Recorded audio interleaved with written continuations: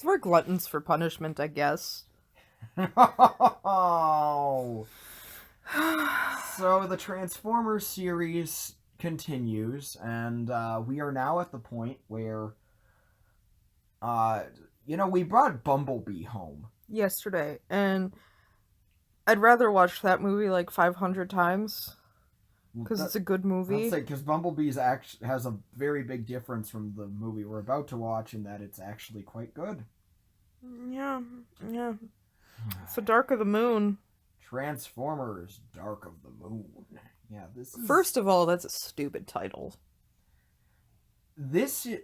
So you might notice as we ventured into these, or I know less and less about them because I spent less and less time with them. I've only seen this movie once. I've never seen it. All I got were the basically live messaging of you like dying Mm-hmm. on your birthday because that's how you watched it. You wasted a free movie on this. Yeah, yeah. No, I know that was a bad decision. Someone apparently recorded you watching this. Someone recorded me watching it, and I don't think that recording still exists. I But think it died on accident. um, this so after Revenge of the Fallen, after the Staff of Doom video, I learned my lesson. Mm-hmm. I said I'm not going to see another one of these. Yep. And So then you got coaxed into it by someone. yeah, yeah. So several people told me after Revenge of the Fallen, this one was better. That this one addressed some of the problems with the first with Revenge of the Fallen and made a better, actually Transformers friendly movie. But you actually called those people up that night and said, Mm. "You lied to me," and then hung up. Yeah, I just told them because so what I remember from this movie is that I think for if you have really shallow standards for Transformers, Which this I do not. mm-hmm, which I know you don't, and I don't think I I do, mean, at least not Scorponok. anymore. I'm gonna bring Scorponok up every time.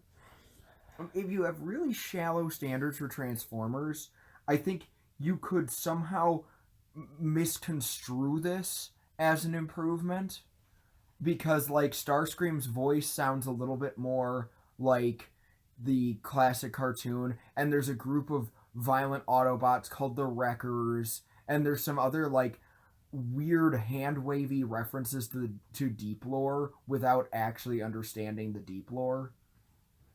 And definitely not gay enough to be Transformers. Oh yeah, absolutely. But that part, a lot of people. Not everyone has had the joy of reading the IDW comics, All right, although. so where is my pink, light blue, and white Optimus? Because I mean, someone please make that Photoshop for me. That'd be amazing. Transformers. Yeah. Yeah. Well, I in the Revenge of the Fallen video I used there, we now have canonical trans Autobots thanks to Lost Mm-hmm. Light, which is another reason why More Than Meets the Eye and Lost Light are the best comics in all of Transformers. Yeah, Just saying. and a I don't big make the rules, you guys. and a big screw you to Michael Bay because Bumblebee would have been a perfect candidate for turning femme.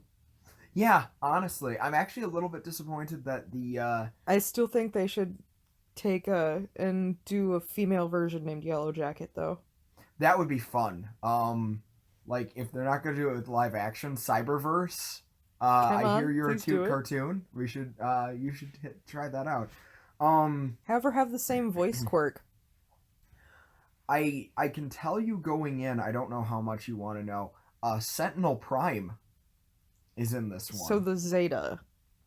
Um, they maybe not quite the Zeta, but He has the Zeta's face. he has yeah he's got a Gundam V fin and a shield, and yeah it's Leonard Nimoy. Leonard Nimoy. So The closest thing to good I can say is Leonard Nimoy returns to Transformers in this movie. Unfortunately, I will take his Galvatron performance where he's not phoning it in at all for a bad movie over whatever the hell this is. thank you And for sticking with me. No, I have this thing where I don't like Transformers 89. It's great. 86. 86. See, I don't even know the year it came out. All I know is that first act was good. Like, this Transformers live action series where the first act was good. And every act after it has been garbage so far. That's how you can. It's almost like how you can tell a Transformers thing is going to be good in the long run, or how it's going to be good is like if it opens really strong, then the rest is gonna putter out, or if it opens kind of weak, suddenly I the rest mean, really picks up. I mean, But honestly, in the live action films, the Scorponok to no Scorponok ratio is a darn good approximation of how valuable it is. I I was just referring to how the first the first film is quite good and then they get progressively worse. But the first episode of Prime Is really bad and is ugly. terrible, and But then then episode 2 is just like, what? yeah, episode 2 onward for that 5-part opener is just really strong. It's Same just thing with animated. Like, holy balls, is that good? yeah, that first episode of animated's kind of weak, but then it's like, "Oh, right. This is awesome. We know how to do this again." So, not gonna lie, the after is probably just gonna be telling you to go play War for Cybertron and Fall of Cybertron and just ignore the rest of the Bay films. Uh, Yeah. that's my prediction. Unfortunately, we don't have that option. We're still going to have two Oh movies after no! this. Oh But no! that's probably a safe predict. I'm betting I'm wondering if I'm going to be angrier at this one than Revenge of the Fallen. Because I didn't, admittedly, the last time I watched it, I hadn't watched Revenge of the Fallen that closely, so I'm going to Yeah, be curious if I actually think this is an improvement or if I still think this is the worst movie I've ever seen in my yeah. life. This is Which, your Dark Knight Rises experience. but though, for the record, Cause that was one where you had to watch it a second time and reevaluate it. fair. But for the record, this movie, since the first time I saw it, this is the worst movie I've ever seen in my life. Mm-hmm. So I'm scared going into this thing, you guys. Like, Mm-hmm. I'm terrified. Mm-hmm. Worst movie I've ever seen was Age of Ultron. Damn. So Joss Whedon got burned. Alright. wait, no. Star Trek Into Darkness. Wow, really? That's. I also think Star Trek Into Darkness is bad, but I don't know that I'd call it the worst one I've ever seen. Triple Blood. Magic Triple Blood. You're gonna have to inject me with magic triple blood after this. What in the name of Sam Hill did we just watch? So that was Transformers Dark of the Moon. And I just noticed as the credits rolled, this was not written by Orky and Kurtzman, which kind of surprises me because its lack of understanding of how buildings work made me really think Kurtzman wrote it. What with him being a stupid 9/11 truther and such. Yeah.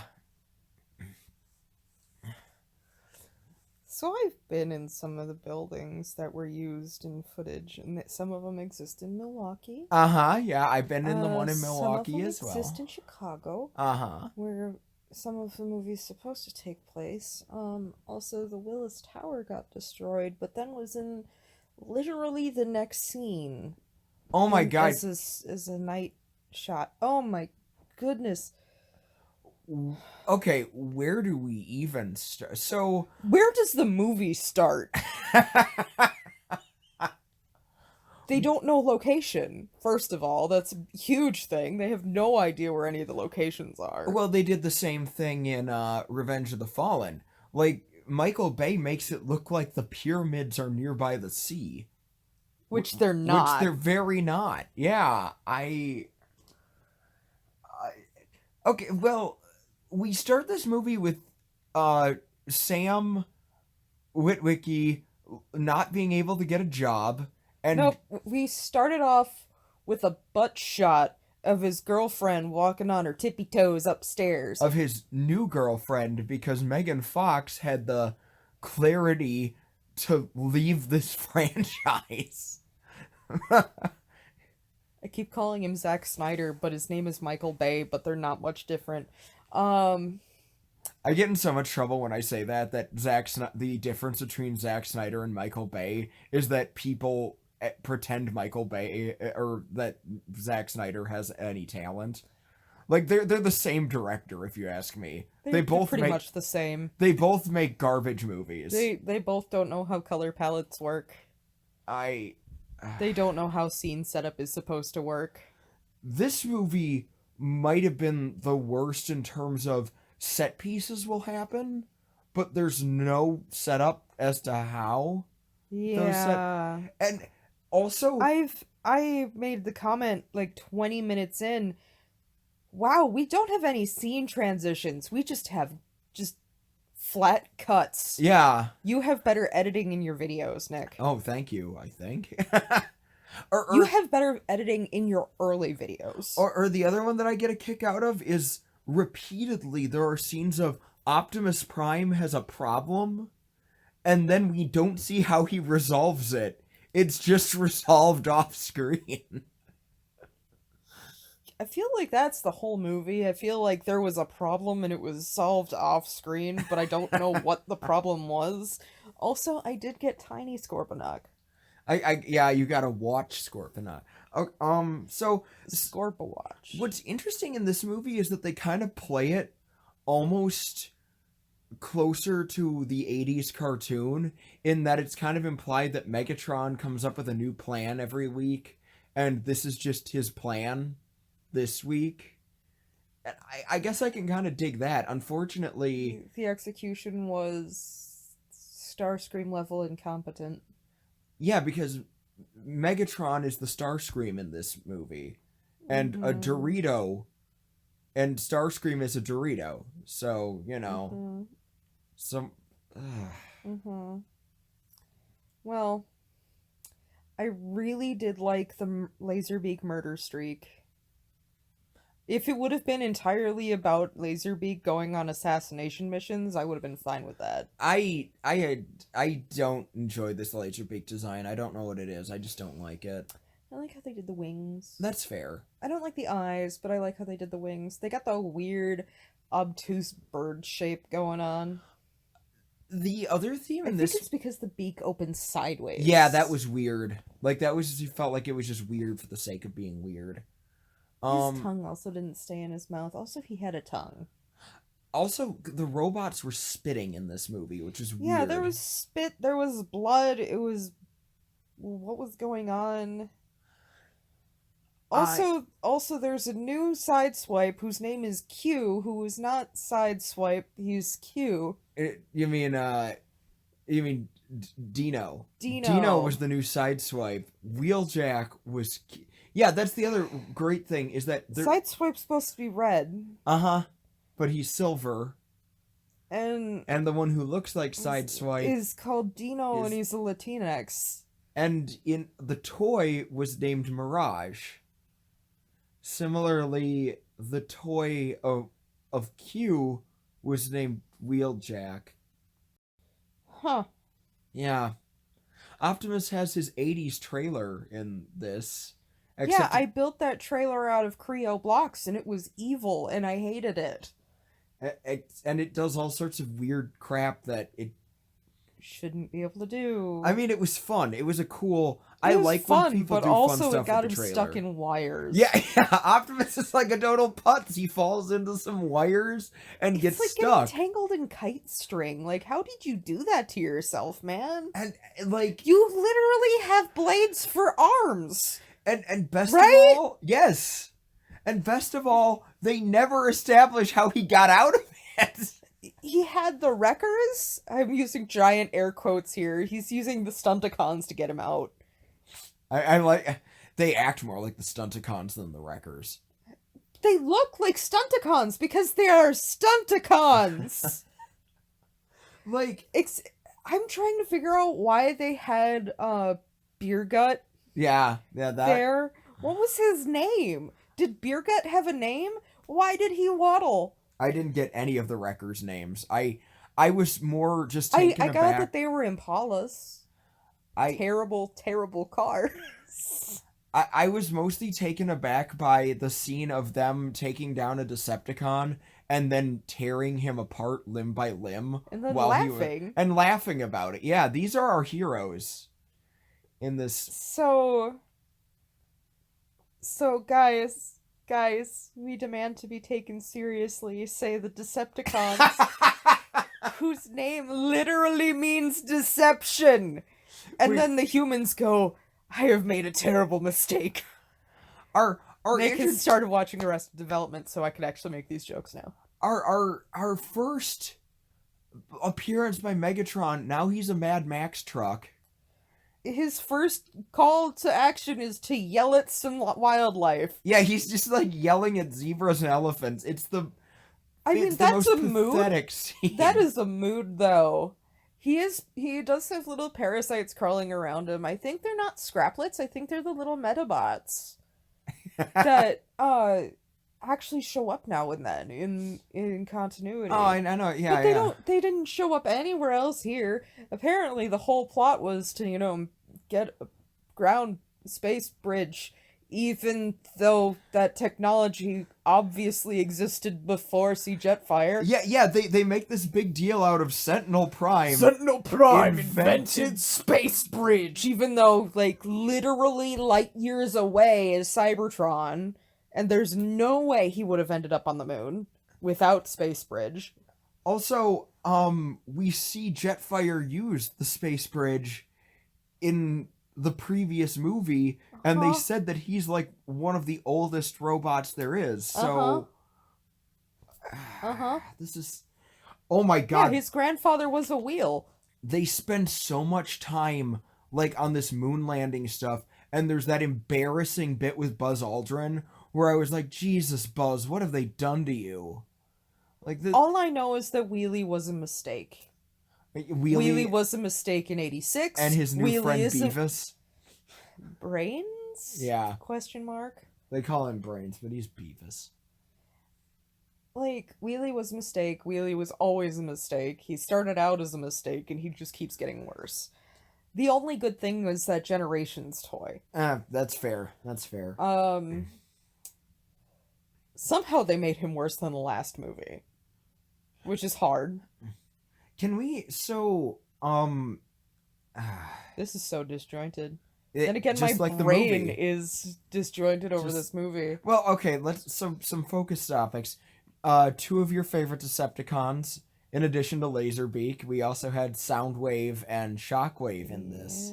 How did you feel about how they were treated? Okay, I have a question. How did Soundwave get down to Earth, and why is he tiny now? Yeah, he shrunk quite a bit. He shrunk a lot. He's small enough that Bumblebee was able to kill him. Mercedes thing. Uh-huh. First of all, no, not allowed. Uh-huh. Second of all, no, not allowed. Bumblebee killed Soundwave, and Shia killed Starscream. I'm fine with that, though. I think that's funny. I think his brain is floating around in the net, a la animated now. Shockwave was cool-ish. I loved his worm from Dune robot. He at least kind of looked like Shockwave. I didn't think he had the whole Merrick Ishtar wand head thing going on. It's weird. Yes, of course I bring up Yu-Gi-Oh! Of course. And the character name that I know that you don't know. I did know that character. You did? I'm friends with Martin Billany. I know. I picked up a bit of Yu-Gi-Oh! Okay. But you knew exactly what I was talking about. His Millennium Rod, like, looks exactly like that. They're like, what can we do that's a bad design idea? And then Michael Bay was flipping through pictures, and he wandered across Shonen Jump and saw that, and he's like, let's do that for the face. It's got an eye and everything. He needs to have one eye. Also, why did they get Alan Tudyk? Yeah, Alan... There were a bunch of my favorite comedy actors were in this and completely wasted. Alan Tudyk was this, like, weirdly effeminate assassin character. Was he German? They called him Dutch, but then he says Dankeschön, so yeah. He's Dutch, but then he speaks in German and understands Russian? or he got... didn't understand Russian. That was the joke. joke. He kind of understood it. Okay. And then he hacked into Chicago. He hacked into Chicago. Oh, but you know who was really wasted in this movie? Ken Jeong. Ken Jeong, one of my favorite comedians, played Senor Chang on Community, and they just have him there to say his name is Deep Wang, and then get killed by Laserbeak. I hate that joke from the bottom of my heart. Same? Like, calling a German kid Dutch, that's funny. I get that. I understand that, because the languages are relatively close, but not enough. Well, there was also that thing of when Germans came over to the U.S., they'd say that they're Deutsch, and dummies at Ellis Island Dutch, were like, yeah. oh, Dutch, yeah. But I hate that racist goddamn joke. It was really uncomfortable. This is stupid, racist, and we're beyond that. As a society, we are beyond that now. It's juvenile. We were beyond that when this movie came out. Mm-hmm. This movie came out before Avengers 1, which is weird to think about. Like, I only thought of that while watching it because I was like, I can't make sense of this final battle at all. And then I thought about Avengers 1. I'm like, oh yeah, that was part of why I love that movie, was it also had a big city battle, and I knew who everyone was during that entire fight. It's like, oh, Cap's over here, Iron Man's over here. You don't have that in this movie. It's so hard to tell the robots apart. We're at that point. There's a Mexican standoff scene where it's like Sideswipe, Ironhide, and two Decepticons with dreadlocks. But for the life of me, the minute the camera angle changed, I couldn't tell who was who. The only reason I could tell Sideswipe apart was because he was skinny. Yeah, because he has those weird wheel feet. Yeah, that was... Okay, stop putting dreads on your robots to K-14. It's like, hey, Michael Bay, if you want people to not think you have some weird racist issues toward black people, maybe that wasn't the way to go. Yeah. Just a thought. It was cool on Predator, but we're done with that. Right? No, I agree.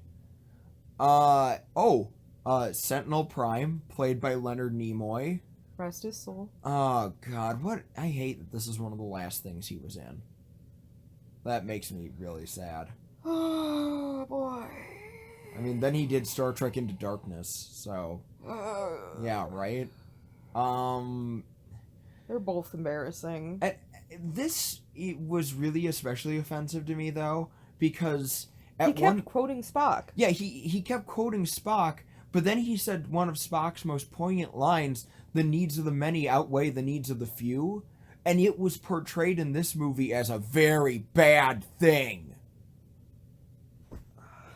Also, we could have done without the references to Spock in the first place. Mm-hmm. Like, oh, it's that episode where he goes crazy. Mm-hmm. The whole he's traitor thing right from the bat. Yeah, that they're foreshadowing there. That, if you want to call it that. Okay, other things I still want to cover. While we're talking about the violence, that was gratuitous. This violence, this wasn't a fun action movie for me to watch because all of the violence was ugly and extremely graphic. Robots were getting their eyes gouged out. Executions, just brutal what is executions. up with the eyes? Yeah, right? And worst of all, to me, this is one of the biggest betrayals of Optimus Prime's character. Yeah, he was saved by Megatron and just eviscerated him. Yeah, well, and think about some of the most epic times I can think of in animated Transformers stories are when Optimus and Megatron team up. Like it happened occasionally in the 80s cartoon. At the end of season 1 of Prime, there's that beautifully animated scene where they're fighting the Unicrons together. At the end of Dark Cybertron, when they have to join forces to stop Shockwave. But then in this, Megatron helps Optimus, and Optimus repays him by taking his head off and spine out. Yeah, cutting his face in half and ripping his spine out, then shooting Leonard Nimoy bot repeatedly while he's begging for mercy. It's just needlessly brutal. I think being dead for a little bit messed Optimus up a little bit in the head. I wanted to believe that, but remember, before he got dead, he ripped that one dude's head in half, so maybe not. I don't know.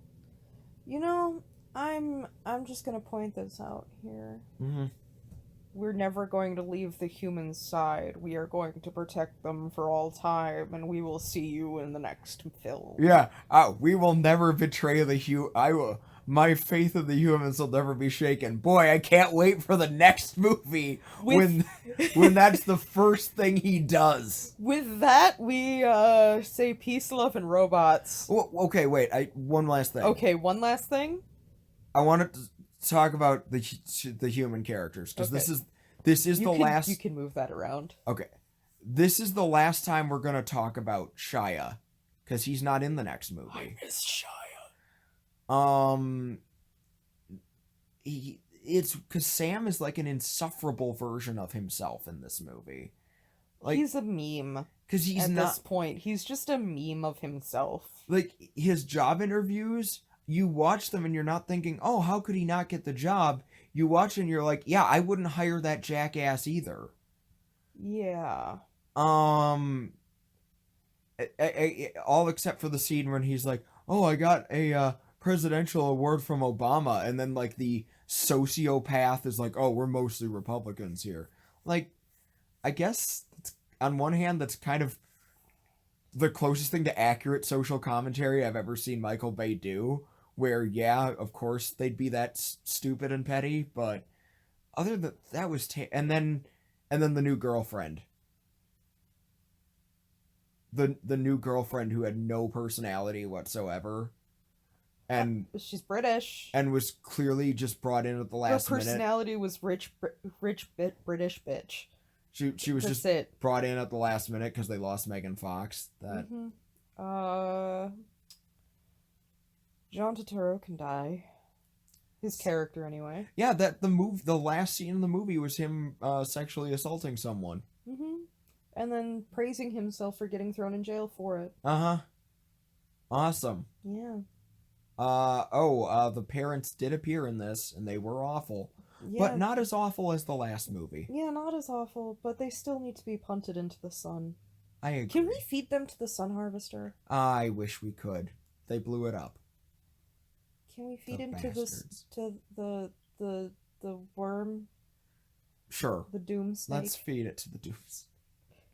And then we had a human villain played by McDreamy from Grey's Anatomy, and he was stupid and terrible and sexist, and no one... He would have made a great villain had we built him up from earlier films. Or had he been in... I don't know, had this movie just been structured back. I feel like this movie, had the violence been toned back, and had they cut, like, maybe 30% or more, 30 to 45 minutes of fluff, this could have been an okay movie. Yeah. But... Okay, the last question. Was this better than Revenge of the Fallen? Bits and pieces of it were. This wasn't the cultural blasphemy that the last one was. I'll admit... This one isn't ancient alien stupid, but boy did I hate how they interacted with Chernobyl. I admit I actually found this to be less painful to watch. They're both shitty movies, though. I don't like either of these movies, but I guess this one's the less terrible of the two. So this was bad again, and so why do we love you guys so much? So next movie we're saying goodbye. So I guess we're saying goodbye to Shia because next movie we've got actual committer of hate crimes Mark Wahlberg as our main character. Yay. Yeah, yay. But remember what Optimus Prime says, kids. They had to understand that they needed us. That's why we let Chicago burn. For freedom. Yeah, that was basically it, right?